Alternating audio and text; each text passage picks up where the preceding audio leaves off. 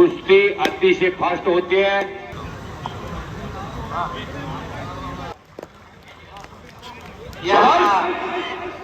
शबाश वारे वा सिकंदर वारे वा चपळाईने कुस्ती करण्यामध्ये हातखंड असणारा सिकंदर शेख दादा शेळके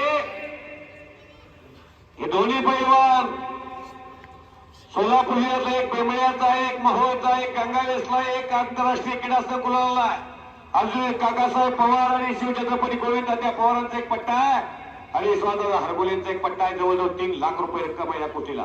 दादा नाही तर कुठं बसतच नाही ती आग आहे आग घोटना हो हो हो हलक्या काजाची माणसं आताच काहीतरी घडतंय हो घोटना